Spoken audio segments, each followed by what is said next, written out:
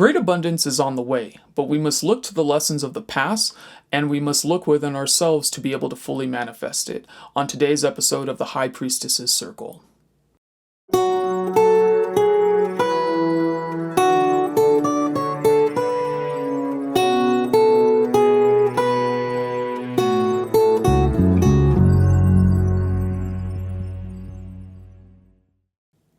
Greetings everyone, I'm Oblyron, the Lord of Love and the Magister of the Cube. Thank you for joining me on this elemental synastry reading. It's a divination technique I devised which uses the tarot, astrology, and the 5 elements. This is a reading which transcends space and time, so if you resonate with this message, then this message is for you. So I start off with the element of spirit, which is represented by the bell. And I draw a tarot card to see what is influencing that particular element. Okay. So we have the Page of Wands, which is influencing it. And it means that within the spirit, we are about to, let's say, start off on an endeavor. It means that good news is on the way. Perhaps we are about to take a risk. Perhaps we are about to begin something. But it's generally a card of a beginning of a journey, and the fact that it's influencing the spirit is suggesting that there is a period of manifestation which is about to happen. And again, the spirit is also the ether. It's the astral realm. It is something which has not manifested yet, but it's sort of in the works. So basically, a lot of good news is coming our way. A lot of good things are headed towards us. Okay. Now, after I draw the card, I roll the astrology die to basically see what the outcome or the advice is. Okay, so we have Jupiter in Pisces in the 6th house.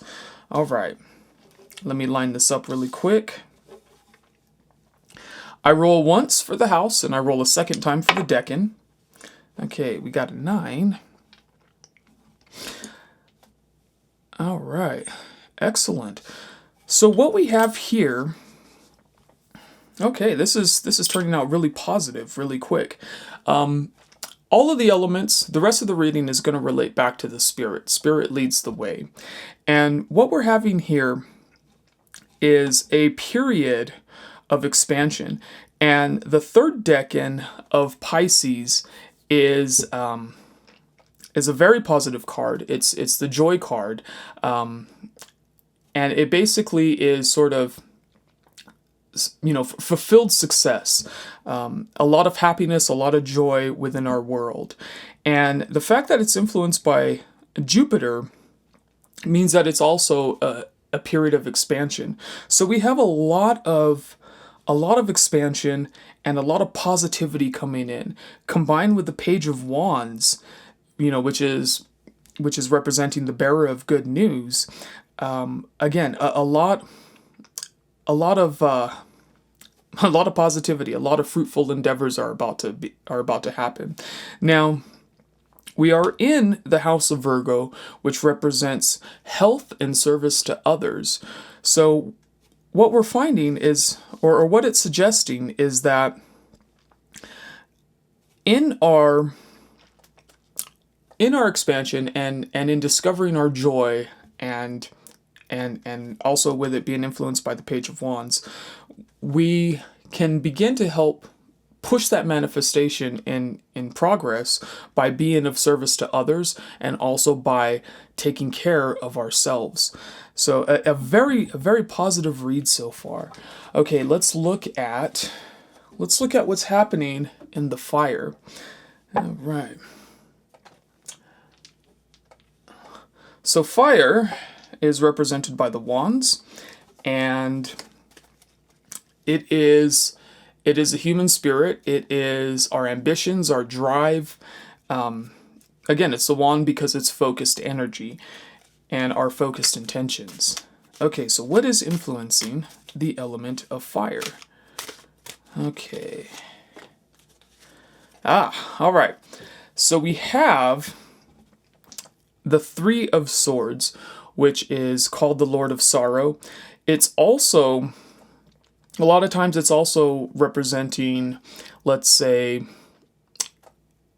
a type of surgical process. Now, if anyone's having any health issues or anything like that, make sure to consult your doctor as well. Just don't take an elemental synastry reading for it. But this would suggest that there is something that we have to work out within our body. There is something that we have to work out regarding our health, which is really interesting because, we also have Virgo influencing the spirit, which also has to relate to, again, like I said, service to others or health, purifying our bodies, let's say. So this would also go and suggest the same thing. Now, the way that it relates back to the element of fire is that it would suggest that we would have to, let's say, purify our intentions, purify our ambitions, make sure that we know that what we are doing is in the highest and best with what we need. Okay, so what do the astrology die have to recommend for that? All right, Saturn in Aquarius in the 11th house. All right, a double dose of Aquarian energy there. Okay. Now, it's interesting because Saturn also is influenced by this card, or I should say it influences this card, and then we have Saturn popping up here. So a lot of Saturnian energy, a lot of Aquarian energy. All right, let me re-roll for the decan. Okay, 7. So we are in the middle decan of Aquarius, which is the Lord of Earned Success. Now, it generally means that we have put in the work and we are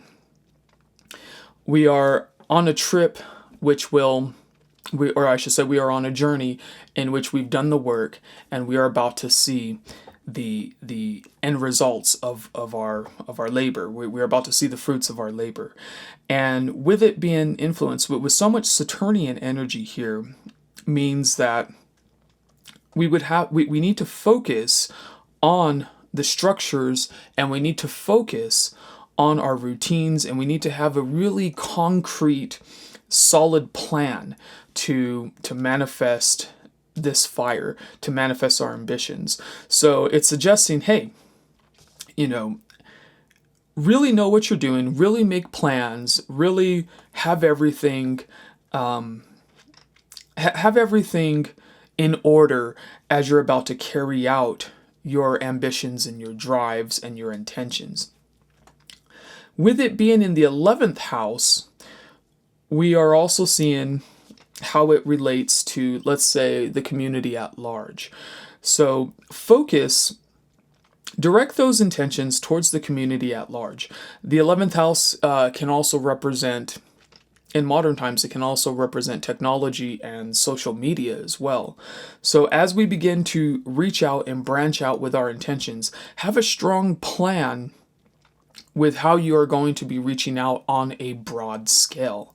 All right, excellent. And let's see. It looks as though,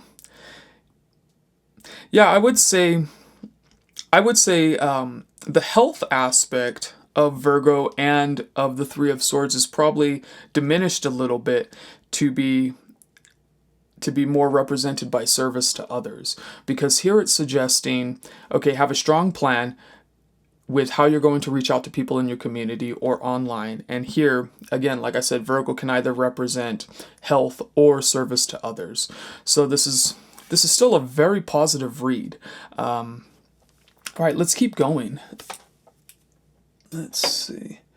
So next is the element of air, which is represented by the swords.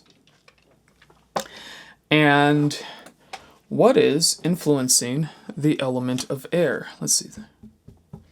Okay, nothing there yet. Let's see, no squares, no trines, none of that yet. Let's see what's going to happen now. Okay, so what's influencing the element of air? The Hierophant. Okay. So air generally represents our communication and our intellectual pursuits. With it being influenced by the Hierophant, it would suggest that we would have to look to established and traditional means, which is no surprise because here you have Saturn, a lot of Saturnian energy influencing fire, and yeah, it's it would go back and say and be a further suggestion to not necessarily abandon the old ways quite yet, but to just keep those in mind and to help use what is established to proceed forward. Okay, let's see what the astrology die have to recommend for that. All right, so we have the South Node in Sagittarius in the 6th house. All right, a lot of 6th house energy. Okay, let's re-roll for the decan. All right, we are in the 3rd decan of Sagittarius. Okay, wow. All right, so the 3rd decan of Sagittarius is called the Lord of Oppression, and that is also influenced by Saturn. Wow, a lot of Saturnian energy. So here we have, and also we have a conjunction between spirit and air. So that would help to, let's say, it kind of amplifies what both are saying. Again, it all relates back to the element of spirit, and with this conjunction happening, it sort of reinforces both of them. That yes, a good news and manifestation is on the way, and also to look to what is established in order to go forward.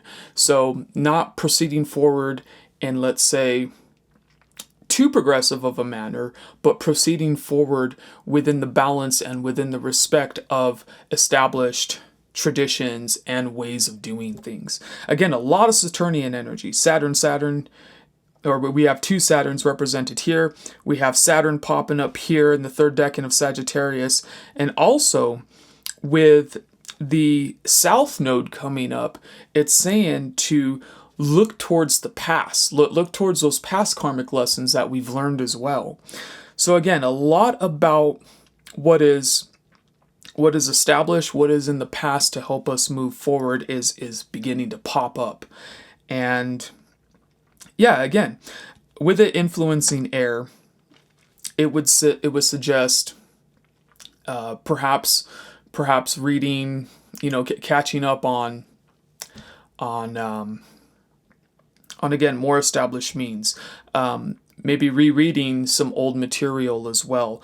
Going over old material that you probably gleaned over, and then go back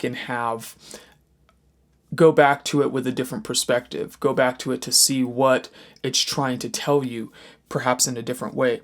And again, with it influencing Virgo, or with it in the house of Virgo, again, a lot of the service to others is beginning to pop up. So, okay, let's move right along to the element of Earth, which is represented by the Pentacles. All right, so got a conjunction, and let's see what else is going to be happening. Okay.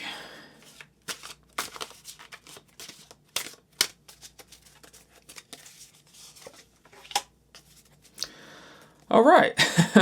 So we have an inverted 4 of Swords. Now, the 4 of Swords is the Lord of Rest from Strife, but when it's inverted, it means that the rest period is over and now we're being called back into action.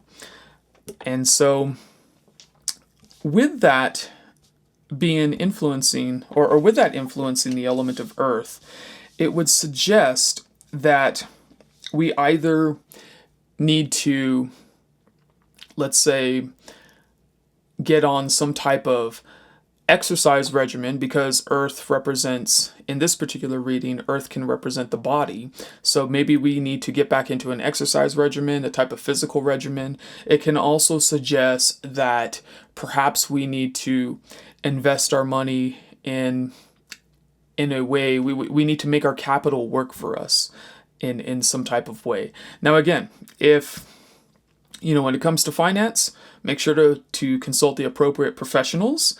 And again, this reading is just to suggest what you may already kind of know within yourself. So some type of health regimen, maybe some type of investment, but again, this is calling us into action. And it would actually make sense because, here we have everything which is about to call us into action here. All right. Let's see what the astrology die have to recommend. The moon in Gemini in the 12th house. All right. So, let's re-roll for the decan. All right. So we are in the first decan of Gemini, which is the Lord of Shortened Force, and we have the moon influencing that within the 12th house. Okay. So there's a lot going on here with the element of Earth. We have a lot of lunar energy with the 12th house being influenced by Pisces, and also the moon influencing, and also the moon being the planetary influence. And we also have the Lord of Shortened Force in the first decan of Gemini, which is Jupiter influencing that first decan. So let's see. Okay. So when we have the Lord of Shortened Force, that the lesson of that card is to basically not become restricted by having too many options. We need to pare down our options so that we can begin to focus. And with the moon influencing that, especially with it being in the 12th house, it means we should look inward. We should do a lot of reflection. The 12th house is also about endings as well.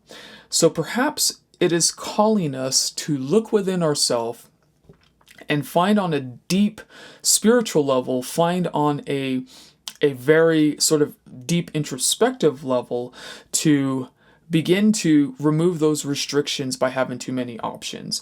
Really look within ourselves and ask ourselves, okay, what do we need? What do we need so that we can go forward, so that we can spring into action either with our health regimen or by making our capital work for us. Look on a deep introspective level, almost a sort of spiritual and mystical level on what is truly needed to get the material world in order, to get the body in order, to get our finances in order. Okay, let's see. What else do we have?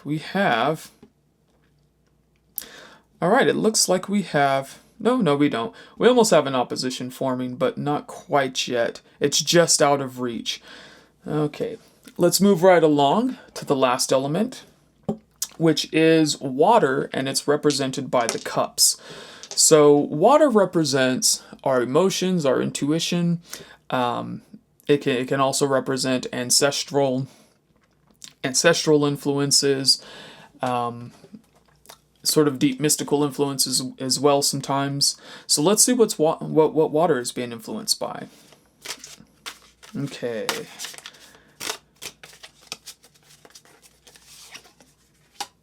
The Tower. All right, so let me put this over here. So the Tower is, in astrological terms, is also represented by Mars. Now, as we're looking at this, it's really interesting because the Tower also calls for a change in our individual approach as well. And with that influencing cups, it would seem to suggest that we need to make a change within our emotional state, within our internal emotional state. And again, it's the collapse of an old structure so that we can rebuild something new. Yeah, so we have an interesting mix of looking towards the past to influence the future. Okay, let's see what the astrology die have to say. All right, Neptune in Aquarius in the 4th house. Okay, let's re-roll for the decan. All right, so we are in the first decan of Aquarius. Okay. So, let's see. The first decan of Aquarius is the Lord of Defeat. Now, it could mean, let's say, again, being a sore winner or a sore loser. But either way, within this particular reading, I would say that the defeat has to deal with ourselves. With it combined with the Tower right here, we are looking at a restructuring of who we are. So it would make sense. The Tower is collapsing to bring forth something else, to bring forth a sort of new emotional state within ourselves. Okay, with it being in the 4th house, that would have to relate to our family. And with it also being influenced by Neptune, it would have to be, let's say, taking a distant stance from it, or a distance stance. Neptune is also represented by the Hangman in tarot, and that means sort of stepping out of yourself to view what's happening. So again, we have a lot of sort of restructuring on the emotional level, and this is telling us to take a step back, also not only with ourselves, but also take a step back and really evaluate our relationship within the home life, also within our families as well. Okay, very interesting. So we have, let's see if we have anything else forming. No, we do not. Okay, so we have a lot of things happening here. Again, the Spirit is saying there is a lot of positivity and a lot of abundance which is on the way. Jupiter is very expansive, and there is a lot of joy which is about to manifest. But to get there first, we have to really look at our drives and our ambitions. We need to really look at what matters to us within our spirit and within our communication with society on a broader sense. It would also suggest that in our intellectual endeavors, that we need to go back and truly look at the established means to look into what has already been established, and to look to the past as suggested by the South Node in order to proceed forward. It would also suggest that on a deep level, within our material works, we need to pare down what our options are so that we can spring into actions. We need to basically terminate those things, those options which no longer serve us, so we can have a clear-cut path on the material world. And on an emotional level, it would suggest that we also need to look deep within not only ourselves, but our home and our family life to really proceed forward.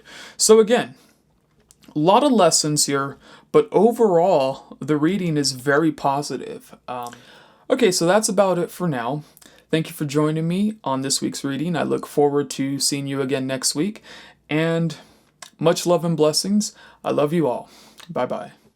Thank you for joining us on today's episode. If you resonate with what you are seeing or hearing, please take a moment to like, subscribe, and share Oblyron's content. It really helps him to spread the word and to grow his channel and pages. Collective readings are posted Mondays on the High Priestess's Circle, Teachings are posted Wednesdays on the Magister's Sanctum, and the music from those episodes are posted Fridays on the Empress's Theater. Posters and merch related to Oblyron's teachings are available at oblyron.square.site. Music from the episodes is also available at oblyron.bandcamp.com. Oblyron is spelled Oblyron. Lastly, don't forget to connect with the community on Discord. It's called the Magister's Council, and look for the invite link in the description boxes and profiles below. There are astrology and wellness bots, as well as games and discussion forums available for free. There is also an exclusive members-only section with additional content and live streams for subscribers. Oblyron also takes inquiries for services through Discord. In case you missed anything, all the links are available in the description boxes and profiles below. Thank you everyone, and much love to all.